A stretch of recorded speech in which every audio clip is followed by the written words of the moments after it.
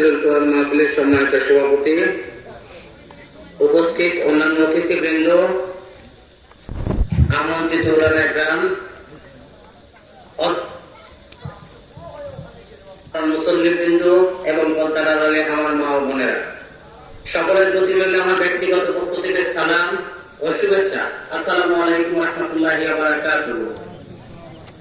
আমি ব্যক্তিগতভাবে ক্ষমা প্রার্থনা করছি, আমি যতটুকু খবর পেয়েছি যে প্রধান বক্তার আলোচনা চলছিল, এই মুহূর্তে আলোচনা বন্ধ করে বক্তব্য দেওয়ার সুযোগটা দেওয়া এটা আমার কাছে খুব ভালো লাগেনি, কারণ কোরআন এবং হাদিস নিয়ে আলোচনা করছে, এটা অত্যন্ত মূল্যবান।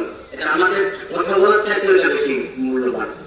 তারপরে আমি ক্ষমা প্রার্থনা করছি, কারণ আমার আজকে এখানে সব 3টা ওয়াজ মাহফিল ইনভাইট ছিল, সব জায়গাতেই কম বেশি যেতে হয়েছে। তারপর আমি ক্ষমা প্রার্থনা করছি, আমি বেশি সময় নেব না। আজকের এই পাঠাগার উন্নতি যে আয়োজনটা করা হয়েছে সেটা অত্যন্ত ভালো উদ্যোগ। বর্তমান যুব সমাজ যেভাবে দিনের প্রতি এবং সমাজের প্রতি যেভাবে তাদের দায়িত্ব, কর্তব্য এবং দেশের প্রতি যেভাবে তার দেশপ্রেম দেখে আমি অসত্যই বিমোহিত। আমরা যখন ছোট ছিলাম আমাদের মধ্যে এতটা বেশি দেশপ্রেম বা সমাজের প্রতি কিছু করার যে একটা আগ্রহ, সেই জিনিসটা এতটা ছিল না। কিন্তু বর্তমানে বর্তমানে যে যুব সমাজ যে উদ্যোগগুলো নিয়েছে, আজকে এখানে তারা সাংস্কৃতিক অনুষ্ঠান করতে পারতো, এখানে তারা অন্য কোনো ক্লাস করতে পারতো, কিন্তু তারা না করে একটা ইসলামিক পাঠাগার উন্নয়ন করবে, পাঠাগার তারা নির্মাণ করেছে যেটাতে দিনের খেদমত করতে চায় তারা এবং সমাজের মানুষের জন্য কিছু করতে চায়। এই যে দেশপ্রেম, মাতৃভূমির প্রতি যে ভালোবাসা, সেটা ইসলামেও মর্যাদা আলামিন অত্যন্ত মর্যাদা দিয়েছেন। আমাদের নবী করিম সাল্লাল্লাহু আলাইহি ওয়াসাল্লাম তিনি তিরমিজি হাদিসে লিখেছে, হাদিস নাম্বার 3926, তিনি বলেছেন, ভূখণ্ড তুমি যখন মক্কা শরীফ থেকে বিদায় প্রাক্কালে তিনি বলেছেন, ভূখণ্ড হিসাবে তুমি কতই না উত্তম, আমার কাছে তুমি কতই না প্রিয়। যদি আমার স্বজাতি আমাকে বের করে না দিত, তবে কিছুতেই আমি তোমাকে ছেড়ে যেতাম না। সুতরাং এই যে দেশের প্রতি, সমাজের প্রতি এবং সমাজের মানুষের প্রতি কিছু করার যে আগ্রহ, এটা ইসলামে অত্যন্ত মর্যাদা দেওয়া হয়েছে। আজকে এই যে ইয়াং জেনারেশনের জন্য আজকে আমরা বিগত 17 বছর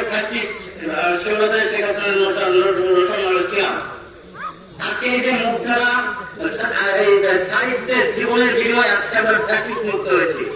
আমি যতটুকু খবর পেয়েছি বা যতটুকু তথ্য দিয়ে তাফসীর মাহফিল থেকে মধ্যে 5-6 বছর হতে দেওয়া হয়নি। এই ইসলামী মুসলিম দেশে 90% মুসলমানদের দেশে ইসলামিক মাহফিল এবং কোরআনের প্রতিও বাধা সৃষ্টি করেছে সরকার, কিন্তু আজকে ফ্যাসিস্ট মুক্ত হয়েছে যুব সমাজের রক্তের বিনিময়। 1971 সালে মুক্তিযুদ্ধ হয়েছে রক্তের বিনিময়।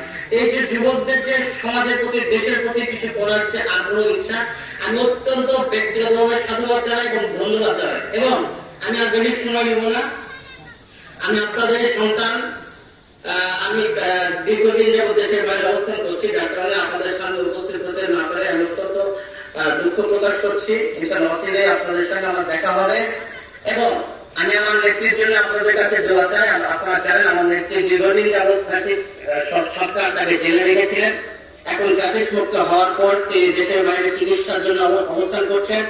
আমার নেত্রী দেশনেত্রী বেগম খালেদা জিয়ার জন্য আপনাদের কাছে দোয়া চাই। আমাদের নেতা দেখছেন তারেক রহমানের জন্য আমি আপনাদের কাছে দোয়া চাই। এবং আমি আগামী জাতীয় সংসদ নির্বাচনে বাংলাদেশ জাতীয়তাবাদী দল বিএনপি একজন মনোনয়ন প্রত্যাশী, সবাই আমার জন্য দোয়া করবেন এবং আমি আপনাদের সবার জন্য সবার কাছে আমার জন্য দোয়া চাই। এবং এই পাঠাগার উন্নয়ন করবে, আমি যতটুকু তথ্য পেয়েছি, যতটুকু আমাকে জানানো হয়েছে, এই পাঠাগারে তারা একটা ঘর নির্মাণ করতে চায় এবং সেখানে তাদের জমিটাও তারা পেয়েছে, এখন তারা ঘর নির্মাণ করার একটা উদ্যোগ নিয়েছে। আমি নির্দিষ্ট কোনো অ্যামাউন্ট বলছি না, আমি এই ঘর নির্মাণ করতে যত খরচ হবে, সেটা 10,000 হোক, 20,000 হোক, 50,000 হোক, এই ঘর নির্মাণ করতে যা খরচ হবে সেটা আমি আমার ব্যক্তিগতভাবে এটা বহন করবো। এই ঘোষণাটুকু আমি আপনাদের কাছে দিতে চাই। সকলে ভালো থাকবেন আর সকলে আমাদের আসসালামু আলাইকুম ওয়া রাহমাতুল্লাহি ওয়া বারাকাতুহু।